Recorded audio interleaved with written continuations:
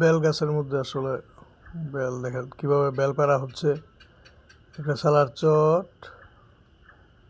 চটের মধ্যে উপর থেকে বেল ধরে ধরে ফালাইতেছে যাতে বেল নষ্ট না হয় বা ফেটে না যায়। আসলে বেল গাছে প্রতি বছরই আল্লাহর রহমতে বেল আসে। প্রতি বছরই বিক্রি করি, এক এক বছর এক একজন নেয়। এই ভাই আগে অনেক সময় নিত, এইবার আবার নিছে। ওনায় 1800 টাকা দিয়ে বেল গাছটা কিনছিল। বেল পাইকা পাড়া শুরু করছে, ওনায় এসে বেল পাইরা নিতেছে আর কি। তো বেল ফলটা আসলে আমার খুব প্রিয় একটা ফল। বা এই গাছটার বেল আগে অনেক বড় হতো, আব্বাই থাকতে এই গাছের বেল অনেক বড় হতো। এখন বেল অনেকটা ছোট হয়ে গেছে, কিন্তু স্বাদ ঠিক আছে, মানে মিষ্টিটা ঠিক আছে। চামড়া পাতলা, ভিতরে তিতা, বা অনেক বেল আছে না যে তিতা লাগে, এই বেল আবার খুব মিষ্টি। আসলে এই বেল গাছটা আমার এই ঘরের বিরাট ক্ষতি করতেছে। ঘরের টিন ফাটাই লেছে, কিন্তু এই বেল গাছটা বেচতেছি না। কারণ হইলো এই বেল গাছ, একটা বেল গাছ মাথানো আসলে অনেক কঠিন। মাথানো মানে একটা বেল গাছ লাগায় এটার মধ্যে আবার ফল আসবে, এটা অনেক সময়ের ব্যাপার। তাই যত অনেক কিছুর পরে ওই বেল গাছটা আসলে কাটতে মন চাচ্ছে না। মানে কাটছি না, যদিও ঘরের অনেক ক্ষতি হচ্ছে। সম্ভবত শেষ পর্যন্ত আসলে বেল গাছটা রাখা যাইব না, এটা শেষ পর্যন্ত হয়তো কেটেই ফেলতে হবে। দেখা যাক কি হয়। এখনও টয়লেট গোসলখানা দিছি বেল গাছের জন্য, কিন্তু ওইটা একটু আগে দিছি। কিন্তু বেল গাছটা কাইটে নিলে অনেক সুন্দর হতো, কিন্তু ওইটা করি নাই। কারণ এই বেল গাছটার প্রতি একটা মায়া জন্ম গেছে, বা একটা ফল গাছ, তেমন কোনো ফলের গাছ আমাদের নাই আসলে, আম গাছ আর বেল গাছ ছাড়া। যার কারণে আসলে এই বেল গাছটা বিক্রি করা সম্ভব হচ্ছে না। যে বেল, অনেকগুলো বেল এবার ওনায় সম্ভবত মিনিমাম 100 বেল পারছে। 100 বেলের কম হইব বলে মনে হয় না। তো সব সম্পূর্ণ বেল ওই যে বাই পারতেছে। কিছু কিছু ডাইল আছে, এগুলাই আসলে এত আগায় যে ওইগুলাই কাশি দিয়ে টান্দা কাইটে বা ভাইঙে আইনা তারপর আজ ধরে ফালাইতেছে বেল। বেল ফলটা আসলে একেবারেই 100% ফরমালিন মুক্ত। মানে এটার মধ্যে আসলে কোনো ফরমালিন দেওয়া যায় না। বেলটা নিয়ে হয়তো তারা ফুয়া দিবে, কিছু কিছু বেল পাকছে, সম্পূর্ণ বেলই বাড়তি।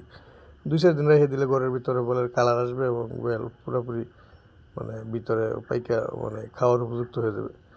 বেলটা এই যে রমজানের মধ্যে আসলে বেলের শরবত একটা বিরাট জিনিস, বিরাট উপকারী জিনিস বেলের শরবত। বেল এমনিও খাওয়া যায়। বেল আসলে আমরা গ্রামের মানুষ সাধারণত বেলের শরবতটাই বেশি খাই। এভাবে পাকা বেলও ভাইঙা তারপরে এভাবেও খাই, কিন্তু শরবতটাই মেন।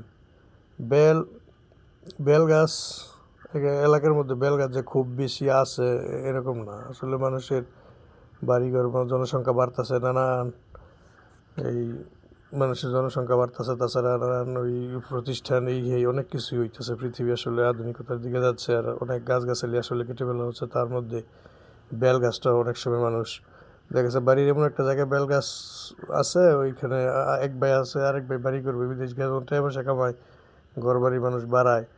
এক ভাই আছে, আরেক ভাই বাড়ি করবে। তো দেখা যাচ্ছে এইরকম গ্রামের আসলে বেল গাছগুলো কীভাবে আসলে কাটা হয় বা কমে যাচ্ছে, এইভাবে নতুন বাড়ি করতে গিয়ে দেখা গেছে যে বেল গাছ না কাটলে তার বিটাটা হইতেছে না, ঘরটা হইতেছে না। তার কারণে এইভাবে অনেকেই বেল গাছ কাইটা ফেলে। বেল গাছ কাইটা তারপর ঘর করে, বাড়ি করে। দেখা গেছে বাথরুম, গোসলখানা, ঘর বাড়ি, এই সমস্ত মানে জনসংখ্যার ফলে ওই যে এই বাড়িঘর বৃদ্ধির কারণে এইভাবে বেল গাছগুলো আসলে কেটে ফেলা হইতেছে। যার কারণে খুব বেশি গ্রাম অঞ্চলে ঘুরে দেখবেন, খুব বেশি বেল গাছ আপনি আমাদের এলাকায় দেখতে পাবেন না। হয়তো 210টা বাড়ি ভরে একটা বেল গাছ।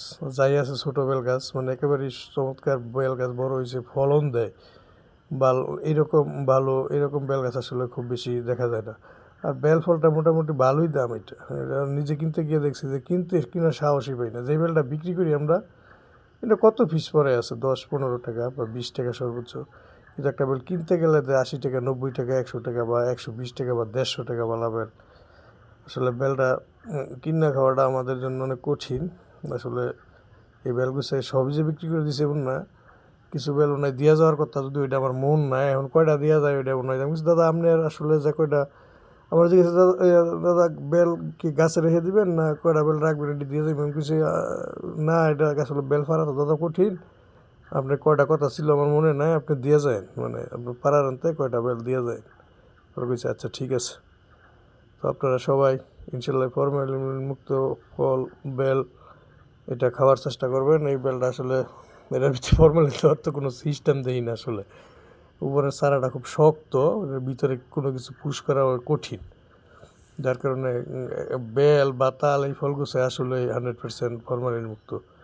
তো আপনারা বেশি বেশি করে বেলের শরবত খান, বেল পেট ক্লিয়ার রাখে, এই বেলের অনেক উপকারিতা আছে। অবশ্যই এই ফলটাকে আপনারা সবাই চিনেন বা এটার উপকারিতা অনেকে জানে। গ্রামগঞ্জে যারা মূর্খ মনে আমার মতো তারাও জানে এই বেল খাইলে যে পেট পরিষ্কার হয়। আমরা আসলে এটাই জানি সাধারণত, বেল খাইলে পেট পরিষ্কার হয়।